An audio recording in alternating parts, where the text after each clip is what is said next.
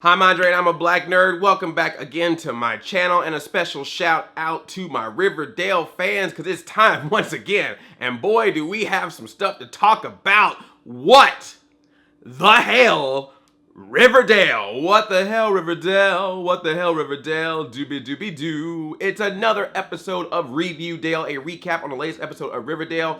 And this episode, oh my god. You know an episode is good when you know that the episode is supposed to reveal Jason Blossom's killer, and that's not even the biggest shock of the entire episode. Like, that was a big shock, but there's other stuff in this episode that's even bigger than a person getting killed and revealing who the killer is. That's how crazy this episode is. That's about as crazy as me forgetting that in last week's episode, Cheryl Blossom referred to Betty Cooper as Nightmare Smurfette. And I'm like, did they just make a Smurfs reference in an Archie show? My worlds are colliding. Put a Ninja Turtle in this and we go. Make the Archie gang Power Rangers. It all starts out with Archie and Veronica trying to find Jughead and confessing to their parents that they know FP is innocent because they searched his place, there was no gun there, and then when the cops got there, all of a sudden there was a gun there, so it was obviously planted. The parents have a big bickering about why was Archie and Veronica even involved. Of course, that linked back to Alice Cooper, but Archie and Veronica don't have time for that because they gotta find Jughead. He is nowhere to be found, and where he is at a bus station. He's hoping to take a bus to Toledo so he can stay with his mom and Jellybean, which this leads to an incredibly sad moment. And again, much respect to Cole Sprouse on this show. One of the best actors. Do not sleep on Cole Sprouse, y'all. He is bringing it as Jughead in this episode because he calls his mom to say that he's wanting to come back home. He's trying to be all happy about it, even though he knows what's going on around him. And you don't hear her side of the conversation, but it's very obvious that she's basically telling him, don't come. And he's all like, oh yeah, I understand. And then he just breaks down and it's such a great scene. So of course he goes to the 124-hour spot in Riverdale, Pop's Chocolate Shop. I always gotta go back to Pop's. And Archie, Veronica, and Betty find him there. He is pretty much out of it. He's like laying against the window. His beanie hat is off. They're talking to him and he's not even moving. But then they let him know that, hey man, your dad is innocent. We know that gun was planted. We're gonna help you out. Everything seems cool until you cut over to the police station and you see that FP is basically confessing to everything. Now, what's crazy about FP's confession is the entire time I was listening to it, I was like, this is not a true confession. But then you find out that it's not a fully true confession. There's some things that he says that are not true, but there's some things that he said or did that are pretty much legit. So what happened, which has been revealed already, Jason Blossom, for some reason, wanted to leave the Blossom household, so he came up to FP, asked to get a getaway car. FP in exchange was like, do a delivery for me, and then you can go on about your business. Soon realized that that was Jason Blossom, Clifford Blossom's son, so they had the crazy idea to kidnap Jason Blossom when he got on the other side of Sweetwater River, hold him for ransom because he figured the Blossoms would give him a big monetary reward for having his son. FP don't know the Blossoms too well. So the bar that the Serpents hang out in, they have a basement underneath that nobody goes to, so only FP knew that Jason Blossom was down there. So when the sheriff is like, did you kill Jason Blossom? He's like, yeah, and I'm like, no, you didn't. The other thing that FP confessed to is he said that he stole all the contents of the murder wall from Sheriff Keller's place. And we know that's not true because we know that Hal Cooper took that stuff. So something ain't right here. FP is clearly covering up for somebody. We don't know who and we don't know why. But here's something very interesting. It's a one-line thing, but I think it should be noted. When it finally comes out to the public that FP is the killer of Jason Blossom, it gets put in the paper. And we cut to the Blossom's household and it's got Clifford and Penelope and Cheryl and Polly Cooper is there. And when Polly picks up the newspaper to see that FP is the one confessing to the murder, is accused of the murder of Jason Blossom, she goes, he killed Jason? Not? And then she stopped. And then she kind of looked over at Penelope. So does this mean that Polly knew who the real killer was? Or does this mean that somebody else was supposed to be set up for the murder of Jason Blossom, and because some things went awry, a backup plan had to be made to make FP the killer instead? And if that's the case, and Polly knows this, then again, I don't trust Polly. We got one episode left. I'm just saying, I don't trust Polly Cooper. But yes, like I said, Hal Cooper had the files from the murder wall. He even tries to sneak back into Betty and Alice's house to get those files. I love Alice Cooper coming downstairs with a gun. That was just so cool. But of course, it was just Hal. She didn't shoot. She wanted to. You could tell that she was like, I want to shoot you, but I'm not. So Hal explains that the reason why he got the contents of the murder wall is because he didn't want any of the stuff that was going on to link back to them, to link back to the Coopers, because Polly was involved with Jason. And Betty's like, is this more about this Blossom Cooper feud? And that's when we get the revelation that we always were skirting around, but we had different ideas about it than what actually happened. Hal Cooper confesses to Betty and Alice, you know that feud I've been talking about between great-granddaddy Cooper and great-granddaddy Blossom?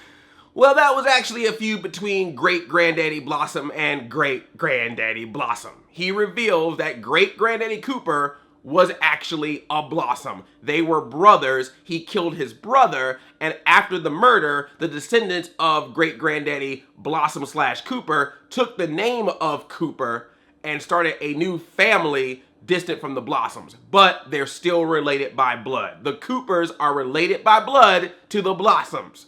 So if Jason Blossom had a relationship with Polly Cooper, which leads to them having kids, Jason basically had an affair with his relative. Incest! See, we were thinking that Cheryl and Jason had something going on. Like, we thought that was going to be the incest. There was incest. It just was the Polly-Jason Blossom incest instead, because the Coopers are Blossoms. I love Betty's response. I'm a Blossom? Lily Reinhart, your face is magic. And to make it even crazier, when the Coopers go over to the Blossoms household and they're like, Polly, you gotta come home with us, and they talk to her about the fact that her and Jason were relatives, you see Clifford all being like, well, that just means that baby's got pure Blossom blood. I'm like, oh my God. These Blossoms are sick. But this was something that we suspected. The Blossom family line and the maple syrup empire, they seem to want to keep it very contained with Blossoms only. So I have a feeling that this ain't the only time this happened. The Blossoms seem very content to keeping their bloodline pure to be a part of this maple syrup empire. Even if that means that a Blossom and a Blossom gotta hook up every once in a while. And it's very interesting to see that the Coopers are now Blossoms. Does this mean that now, oh my God, this means that Betty and Cheryl are related? Oh my goodness. And I know everyone's being like, oh my God, that's crazy. But I'm gonna tell you right now, man, you go to certain pockets of the United States and this storyline of a family splitting off from another family to create a new last name, I think that actually happens a lot back in the day. So you may not know. Maybe the person you're with right now, you both might be Blossoms. Is that gonna be the new thing? Instead of calling it incest, we just call it, oh, you got blossoms. Hey man, I went out on a date with this girl the other night. She was so amazing. And then she show a picture of her and then your mom's like, oh, I'm sorry, honey, that's your second cousin. You got blossoms. Jughead goes to visit his dad and his dad says to him again, yeah, I killed Jason Blossom. I'm the murderer. Don't ever come back. I'm sorry I got caught. And Jughead knows his dad and he can see right through the lies. He's like, my dad is not telling the truth. The kids find out that FP used his one phone call not to call Jughead or any other family members, but to call Joaquin. So Kevin is all like, not my boyfriend. I just met this dude. We're doing well. I gotta now investigate him, interrogate him, but they do. And Joaquin tells a little bit more to the story about the Jason Blossom kidnapping. FP brings in Joaquin to let him know that he has Jason Blossom kidnapped, but when Joaquin comes down one day to see Jason Blossom and FP is standing over Jason Blossom's dead body. So that's why they had Jason Blossom wrapped up and frozen for a few days after he was shot to keep the body from not being seen, and Joaquin helped clean up the mess, clean up all the blood and stuff. But the only other person besides FP and Joaquin that knew about Jason Blossom and his death was Mustang. Mustang was that serpent that Archie got in a fight with a few episodes back. So they go to this really seedy hotel. We are definitely in the south side of Riverdale, the dark side of Riverdale, where there's a couple of bags of paper on the ground and a soda can crumpled up every once in a while. Ooh, a motel. Ho, ho, ho. And they try to find Mustang and they find him. They find him in a bathtub with needles all in his arm. Died of a heroin overdose, you say? Isn't that kind of convenient that the only other person that knew about the death of Jason Blossom is now dead. So Joaquin was like, I got to go. Did you see, like, as soon as he saw that dead body, Archie and Veronica like, oh, what is this? And Joaquin's like, yeah, I'm leaving. You know what? There's a bus outside. I don't know where it's going. I'm just gonna jump on it and leave. Joaquin out. My arc in this story has ended. Thank you, Riverdale. Good night. But at least Kevin gets to give him a sweet goodbye. They even have a goodbye kiss. And I love that Joaquin called Kevin preppy.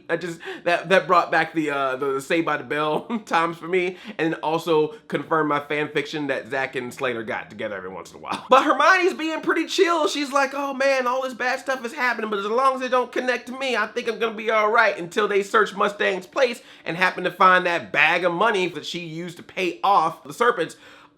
Did you not think to take the money out of the bag? you put money like that in a brown paper bag. I'm not saying I've ever done this before, but I'm just saying it seems like not a good idea to keep the money in a nice bag with the initials HL on it so you know who it came from.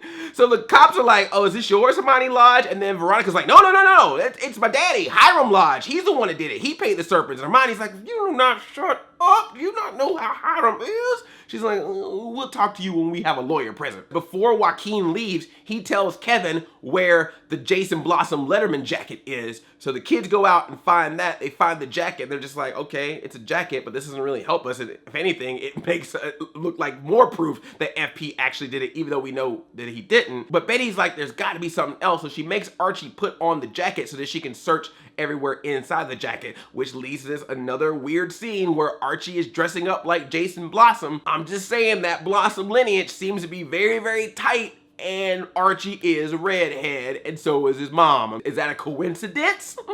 We keep trying to dress Archie up like Jason Blossom in this show, and he's being confused for Jason Blossom multiple times. I'm just putting that out there. But the reason why Betty searches is because she said that sometimes when she gets holes in her jacket, she loses her eyeliner or her makeup. CoverGirl makeup, I'm pretty sure, because it'll go inside of the lining. And so she does that with the jacket, and sure enough, the jacket also had a hole in it, and she finds in the lining a USB drive, to which Kevin replies, Nancy Drew strikes again, and I just love that. They find this USB flash drive, they plug it into the computer, and this leads to the infamous scene that we saw in the preview of them watching the murder, and it is legit. They are watching the murder, and at first they don't show us, they just show those reactions. They show Betty's tear, they show Veronica breaking down, they show Archie going, oh, that's a murder. Betty immediately calls somebody, and it cuts to Cheryl Blossom. She walks downstairs to her mom, looks directly at her dad, and gives us yet another awesome quote in this episode. You done a bad thing, Daddy, and now everybody knows. Speaking of Cheryl and her mom, I really love the scene from earlier where Cheryl kind of confronted Penelope and was like, who did this? If FP did not do this, did Daddy do it? Or did you do it? And she gave her this look, grabbed her hands, was like, I'm gonna show you what the problem is. And the reason why Cheryl is asking this is because she remembered something that Clifford said to her in last week's episode. The reason why Jason left is because he couldn't handle or stomach what the Blossoms were capable of doing, and they feel like Cheryl could. So she's like, what kind of secrets do we have that Jason was not able to handle? What is our darkness? And Penelope drags her over to the barn, opens up the barn, and is like, this, and it's all the maple syrup. And I'm just like, okay, I get it. You guys are part of the Maple Syrup Empire. This doesn't make any sense at all.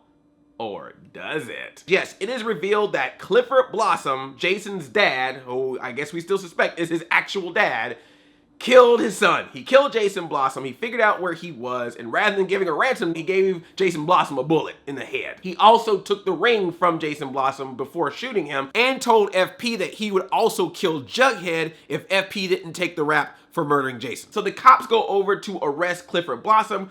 Cheryl and Penelope are like, go into the barn, that's where you'll find them. And they find him all right. They find him doing this number. Yep, Clifford Blossom hung himself. Or did he? I'm just throwing this out there, you know, because like I said, man, you can't trust anything in Riverdale. Did Clifford Blossom hang himself, or was hanging himself just the thing he had to do because of all the stuff that got revealed? I'm just saying, Cheryl and Penelope, while crying, a little bit too calm with that, oh, he's over there. And there was definitely enough time between the revelation and the cops getting over that they could have concocted a new plan to take care of everything. But this leads to yet another huge reveal in this episode. Clifford Blossom is hanging, and the cops look up at him, and they look down, and they see a couple of the maple syrup barrels open, and there's maple syrup on the ground, but also little packages that seem to have some kind of substance inside of them. The maple syrup empire that the Blossoms have was a front for smuggling drugs. Drugs are inside the maple syrup bottles. Man, that must be some really good maple syrup. No wonder people are attached to that stuff in Riverdale. They're like, man, my pancakes taste delicious. Can we put Cheetos on these pancakes? Again, why were the Blossoms paying the lodges every single month? Could the lodges also be involved somehow? Could Hiram also be involved in this drug thing? And it's kind of interesting because Hermione came home to Veronica after all this and said, we got some great news.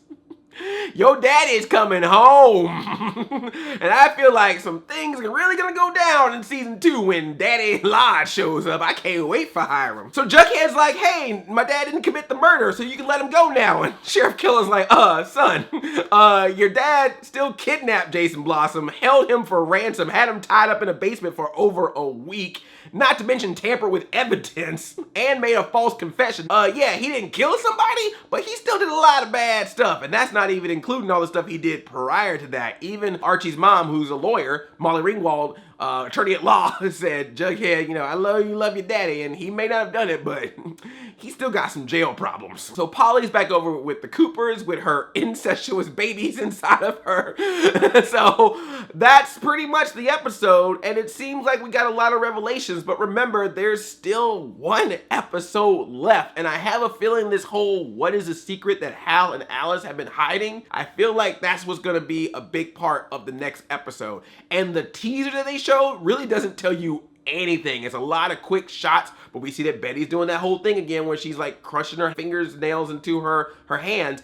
And is it me? Does it look like Archie is punching something or someone and his hand is all bloody? The fact that the murder of Jason Blossom was in the 12th episode means that whatever's gonna happen in the 13th episode is gonna be insane. Like I said, this was all about the who, the next one's gonna be about the why, and I feel like that's what's gonna be even crazier than the murder itself, and I can't wait. Also, this may be a long shot, but in the clip for the next episode, there is a shot of Betty saying, something wicked this way comes. That, of course, is a line that references to a witch, and we know that Archie Comics has a witch. Dove Cameron, what you doing right now? Are you busy? Are you on a set somewhere in Vancouver? I'm just curious, Dove Cameron, what you up to? This was just, guys, this episode, man, so good. So now that you know the killer, was this satisfying for you? Did you think that all the pieces worked out according to plan? I can't wait for the season finale. It's gonna be tough to not have Riverdale for a few months, man. What am I gonna do with my life? I don't know, but thank you so much, Riverdale. I look forward to episode 13 next week. Make sure you tune in. Make sure you also subscribe to this channel and also ring that bell so you be notified of all the videos that I make. I love you like a play cousin. I'm Audi 5000, chain chomp yomp. What the hell, Riverdale?